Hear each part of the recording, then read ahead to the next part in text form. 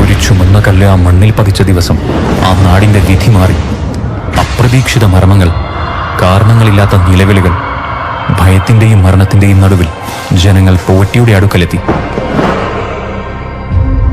പക്ഷേ പോറ്റിയുടെ കണ്ണുകളിൽ ആ ഭയം തീരെ ഉണ്ടായില്ല. ആ ശക്തിയെ നിയന്ത്രിക്കാമെന്ന തികഞ്ഞ ആത്മവിശ്വാസത്തോടെ കല്ലുപതിച്ച സ്ഥലത്തേക്ക് പോറ്റി നടന്നു. മന്ത്രങ്ങൾ മുഴങ്ങി, അഗ്നി ഉയർന്നു.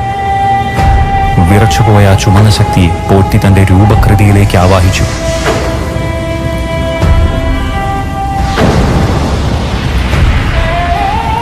പക്ഷെ ശക്തിയെ മുഴുവനായി ബന്ധിച്ചു എന്ന് കരുതിയെങ്കിലും അതവിടെ അവസാനിച്ചിരുന്നില്ല.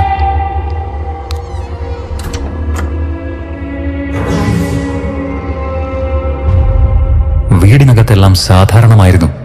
ചിരികളും ബന്ധങ്ങളുടെ ചൂടും ഒരു നിമിഷത്തേക്ക് ആ വീടിനെ നിറച്ചു. പക്ഷെ അവർക്കറിയാതെ അവരുടെ സമാധാനത്തെ നോക്കി മറ്റൊന്ന് കാത്തുനിന്നിരുന്നു.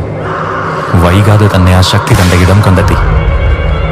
ഒരു ശരീരം ഇപ്പോൾ അതിന്റെ അധീനതയിലായിരിക്കുന്നു.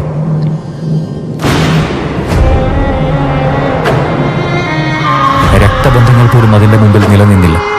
ഒരിക്കൽ ചേർന്നിരുന്നതെല്ലാം അവിടെ തന്നെ തകർന്നു വീണു.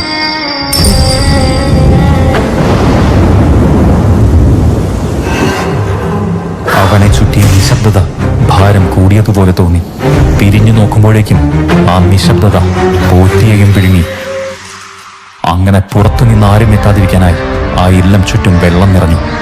പിന്നീട് അവിടെ നിറഞ്ഞിരുന്നത് നിശബ്ദതയല്ല, അവസാനിക്കാത്ത ഒരു കാത്തിരിപ്പായിരുന്നു.